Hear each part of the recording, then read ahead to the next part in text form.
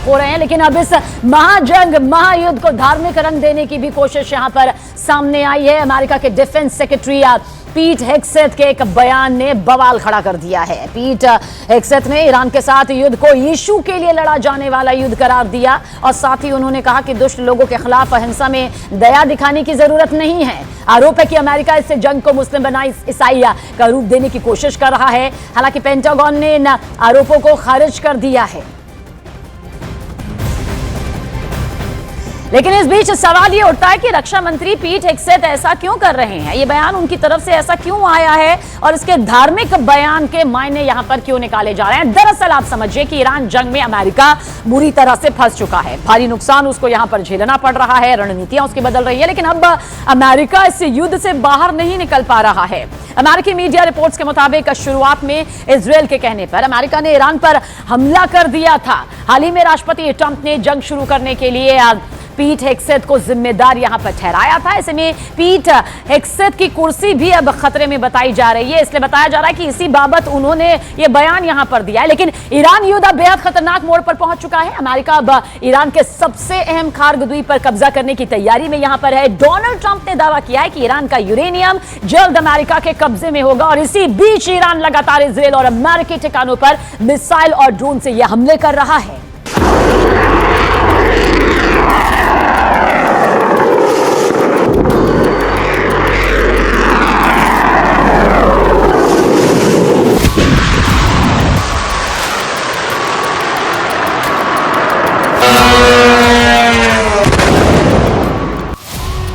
खर्ग द्वीप पर कब्जे की जंग, लूट लेंगे ईरान का यूरेनियम।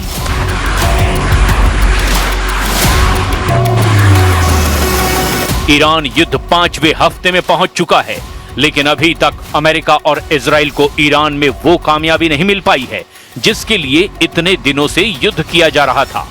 अब खबर है कि चारों तरफ से घिरे और अमेरिका में तीखे विरोध को देखते हुए राष्ट्रपति ट्रंप ने ऐलान कर दिया है कि ईरान के तेल संसाधनों से भरे खर्ग द्वीप पर अमेरिका कब्जा करने जा रहा है।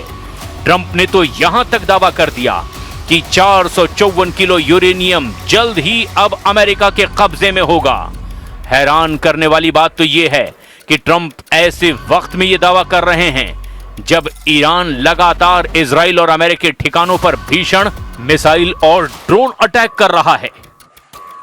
खबर तो यहां तक है कि जिस ग्राउंड ऑपरेशन के लिए ट्रंप ने 3,500 मरीन ईरान पर हमला करने के लिए भेजे, उन्होंने अभी तक हमला ही नहीं किया है। लेकिन ईरान ने जरूर तेल अवीव पर तीखे हमले कर दिए हैं। यहां तक कि ईरान ने हाइफा में मौजूद तेल रिफाइनरियों को भी उड़ाने का दावा किया है। ऐसे में सवाल उठता है कि अगर ईरान पर जमीनी हमला अगले कुछ घंटों में होता है तो क्या यह ट्रंप के लिए ईरान की तरफ से डेथ ट्रैप तो साबित नहीं होगा? क्योंकि इजरायली मीडिया में कुछ चौंकाने वाली खबरें सामने आई है जिसमें दावा किया गया है कि अगर अमेरिका हॉर्मुज या खर्ग द्वीप या ईरान के अंदर चुनिंदा ठिकानों पर जमीनी हमले शुरू करता है तो उस अमेरिकी जमीनी हमले में इजरायली सेना शामिल नहीं होगी। और ये खबर साबित करती है कि अमेरिका और इजराइल के बीच ईरान पर हमले और रणनीति को लेकर काफी कंफ्यूजन पैदा होने लगा है। लेकिन अब खबर की शुरुआत हम करते हैं ईरान के उस खर्ग द्वीप से जिस पर ट्रंप अब जंग का आखिरी दांव खेलने जा रहे हैं। खर्ग द्वीप पर हमला फाइनल, समंदर में अब सबसे खूनी जंग। ईरान युद्ध का फैसला अब हर हाल में जमीनी हमलों से ही हो पाएगा, ये तो बिल्कुल साफ हो चुका है।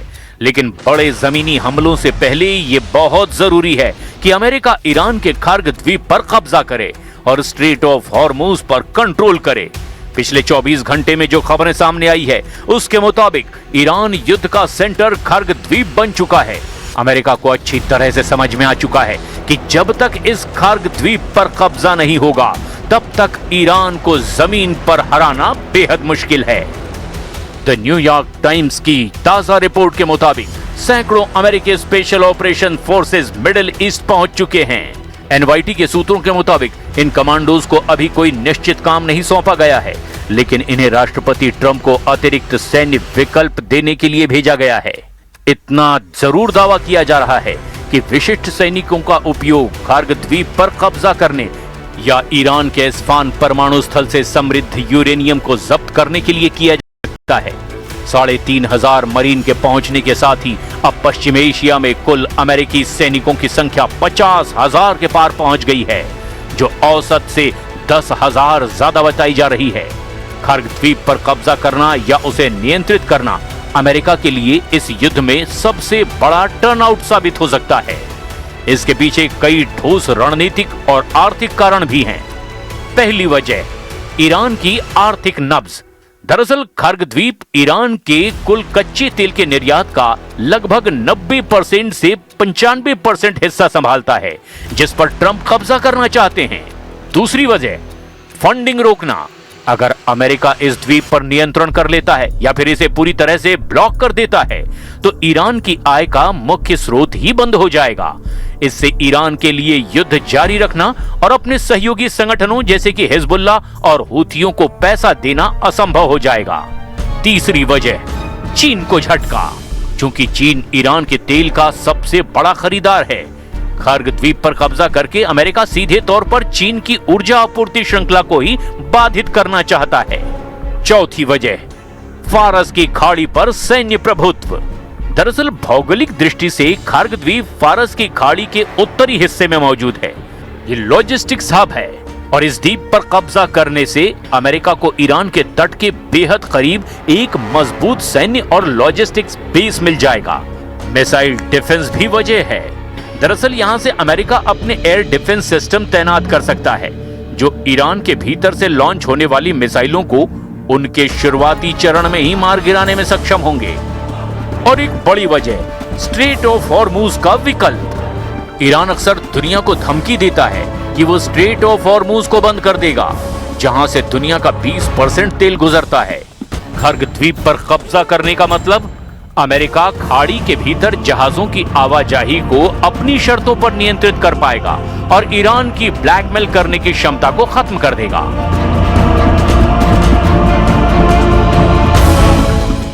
ईरान की राजधानी तेहरान, जहां बड़े ब्लास्ट की खबर सामने आ रही है। तेहरान के कई इलाकों में देखिए बिजली गुल हो गई है। वॉर ब्रेकिंग के जरिए ये अपडेट आप तक पहुंचा दे। देखिए वार पलटवार लगातार जारी है, लेकिन ईरान की राजधानी तेहरान में बड़ा ब्लास्ट हुआ है, जिसके चलते तेहरान के कई इलाके ऐसे हैं जहां पर बिजली की सप्लाई पूरी तरह से ठप हो गई है, बत्ती गुल हो गई है, अंधकार यहां पर छा गया है। देखिए तेहरान में कई इलाके ऐसे हैं जहां से इस वक्त की अपडेट सामने आ रही है। बहुत बड़ा ब्लास्ट हुआ है, इतना खतरनाक ब्लास्ट हुआ है कि कई इलाकों की बिजली सीधे तौर पर गुल हो चुकी है।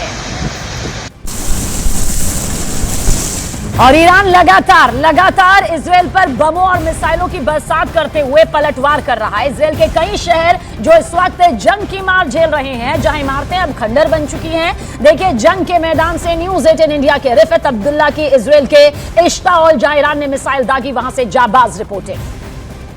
इसराइल के इश्ताओल इलाके में उस जगह पर हूं जहां पर ईरान की तरफ से दागे गए मिसाइल की वजह से तबाही हुई है। कई घर यहां पे बर्बाद हुए हैं। मैं एक घर के अंदर जाने की कोशिश करूंगा और आपको दिखाऊंगा कि घरों के अंदर का यहां पे क्या हाल है। जहां पर ईरान की तरफ से मिसाइल दागे जाते हैं वहां पे किस तरीके का हाल हो जाता है, वो मैं दिखाने की कोशिश करूंगा।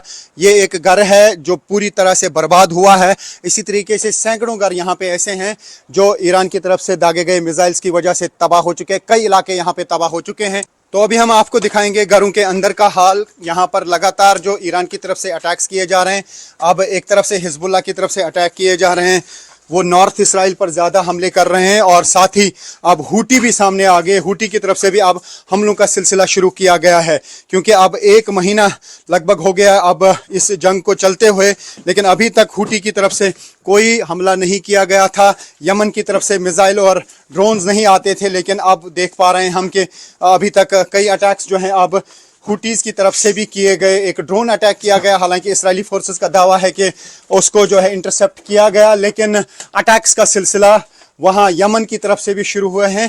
खासतौर से यमन की तरफ से जो अटैक किए जा रहे हैं वो साउथ इसराइल पे किए जा रहे हैं, जो हिजबुल्लाह की तरफ से अटैक किए जा रहे हैं वो नॉर्थ इसराइल में किए जा रहे हैं, और ईरान की तरफ से पूरे इसराइल पे अटैक्स का सिलसिला जारी है। जगह जगह पे ये हालात अब हमको देखने को मिल रहे हैं, चाहे वो डिमोना का एरिया हो, अराद का एरिया हो, या बेत शेमिश का एरिया हो, बीर शेवा का एरिया हो, टेल अवीव के एरियाज हो, वहाँ पर इसी तरीके के हालात हम देख पा रहे हैं। और मैं आपको दिखाने की कोशिश करूँगा कि इस घर के साथ साथ जो है बाकी एरियाज़ में क्या तबाही हुई है। और न्यूज़ 18 इंडिया की टीम लगातार युद्ध क्षेत्र में है, रियल ग्राउंड ज़ीरो पर, और दिखा रहे हैं वो जगह जहां पर ईरान की तरफ से दागे गए बैलिस्टिक मिसाइल्स की वजह से तबाही हो जाती है। हम हर उस स्पॉट पे जाने की कोशिश करते हैं जहां पे ईरान की तरफ से जो मिसाइल अटैक किया जाता है, जो यहां पे तबाही होती है, या हिजबुल्लाह की तरफ से जो अटैक्स का सिलसिला जारी है, हम कोशिश करते हैं वो सारी जगहें आपको दिखाने की कि क्या हालात हैं यहाँ पे, क्योंकि युद्ध क्षेत्र में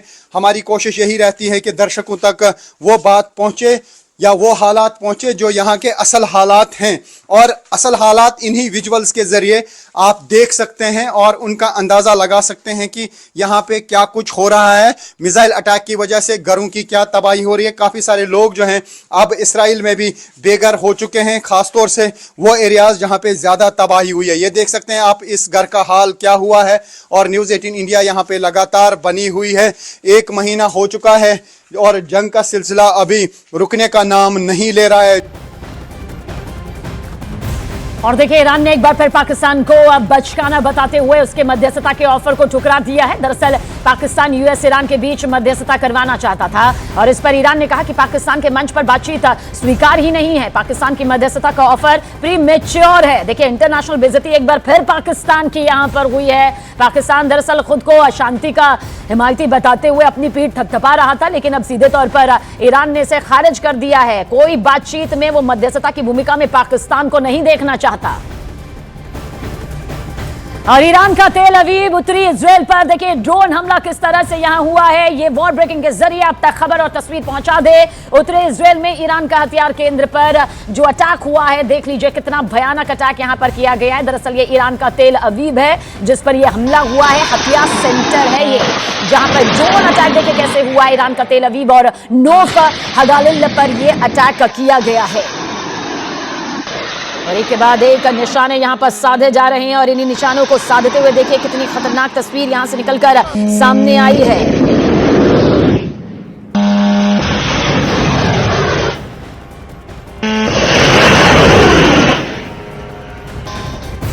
और इजराइल पर साइबर अटैक का दावा किया गया है। यह बहुत बड़ा गंभीर दावा है। इजराइल की नेशनल साइबर डायरेक्टरेट का दावा किया है। ईरान पर बड़े साइबर हमले का आरोप लगाया गया है। ईरान पर 60 कंपनियों का डेटा मिटाने का आरोप है। इजराइल के सुरक्षा कैमरों को भी हैक करने का यह दावा इसी के साथ किया गया है। इजराइल ने दावा किया है कि कैमरों को हैक करने के पीछे मिसाइल हमलों से हुए नुकसान और इजरायली सैनिकों की हर हरकत पर नजर रखने के लिए इसे किया गया है। और इराक में अमेरिका के बेस पर देखिए किस तरह से ईरान की एयर स्ट्राइक सामने आई है। नॉर्दर्न इराक का जिक्र कर रहे हैं जहां पर एक घर पर मिसाइल दागी गई है। ईरान का घर में अमेरिकी बेस होने का दावा यहां पर सामने आया, जिसके बाद ईरानी सेना के जरिए देखिए किस तरह से नॉर्दर्न इराक में मौजूद इस घर पर यह अटैक किया गया है। जिस मिसाइल को आप दागते हुए और ये ब्लास्ट करते हुए देख रहे हैं वो ईरानी सेना की तरफ से दागी गई है। आरोप यहां पर लगा रहे हैं, दावा कर रहे हैं कि ये यूएस बेस है, इसलिए इस पर अटैक किया गया।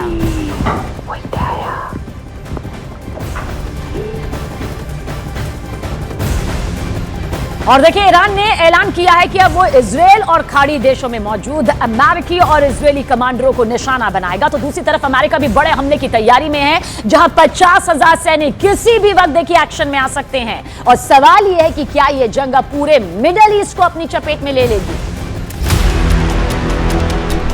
जिस तरह से ईरान के कई कमांडर मारे जा चुके हैं, उसका जवाब देने के लिए ईरान ने बड़ा फैसला लिया है और इस बयान के बाद अमेरिका और इजराइल को ज्यादा अलर्ट रहने की जरूरत है। ईरान ने कहा कि अब इजराइल और खाड़ी देशों में मौजूद इजरायली और अमेरिकी कमांडर और उनके लीडर्स को टारगेट किया जाएगा।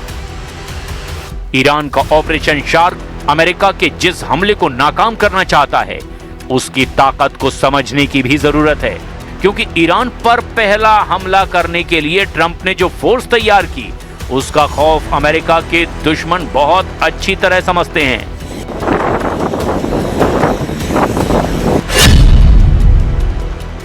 यह अमेरिका के एक छोटे जंगी बेड़े की तरह है, जिसमें जहाज कम और सैनिक ज्यादा होते हैं। ये 2500 सैनिकों और बाकी स्टाफ को मिलाकर 4000 फौजियों का ग्रुप होता है। ये यूएसएस त्रिपोली जैसे हेलीकॉप्टर कैरियर और बाकी जंगी जहाजों पर सवार होते हैं और फिर पूरी तैयारी के साथ समंदर किनारे हमला कर देते हैं। इसके लिए इनके पास बख्तरबंद गाड़ियां और तोप भी होती है, जो जल्दी से जल्दी दुश्मन के किनारों पर पहुंचकर वहां कब्जा करती है। इसमें इनकी मदद अटैक हेलीकॉप्टर और जंगी जेट भी करते हैं। इसके अलावा आसमान से पैरा कमांडो भी उतारे जाते हैं, जो दुश्मन की फॉर्मेशन के पीछे उतरकर उन्हें घेरने का काम करती है। ईरान जैसे मोर्चे के खिलाफ अमेरिका ने बहुत बड़ी तैयारी की है, इसमें कोई शक नहीं। उनके पास हर हथियार और हर साजो सामान मौजूद है, लेकिन क्या ये इतना आसान होने वाला है? क्योंकि ईरान की सेना पहले से ही कह रही है कि वो फारस की खाड़ी और हॉर्मुज को अमेरिकी सेना का समुद्री कब्रिस्तान बना देगी, लेकिन ट्रंप अपना फैसला पलटेंगे नहीं।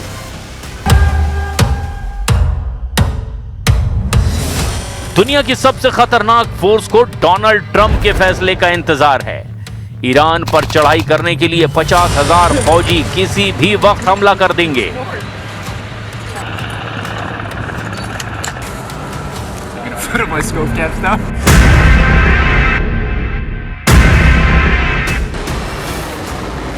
लेकिन इस फौज का ईरान में टारगेट क्या है, यह सबसे बड़ा सवाल है, क्योंकि 24 घंटे के अंदर युद्ध बदल चुका है।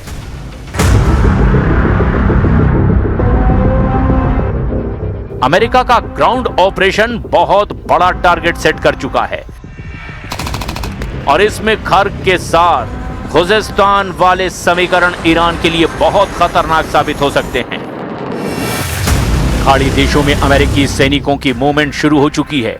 अमेरिका के 50,000 सैनिक जब खाड़ी देशों की फौज के साथ ईरान में घुसेंगे तो क्या होगा? अमेरिका के साथ खाड़ी देशों का आना पहले मुश्किल नजर आ रहा था, लेकिन अब अमेरिका का मीडिया बता रहा है कि सऊदी अरब ईरान में युद्ध तेज करना चाहता है।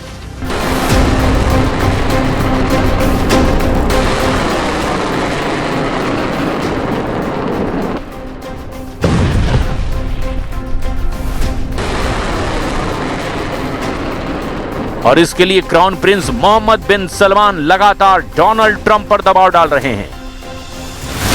ईरान की फौज 6.5 लाख है।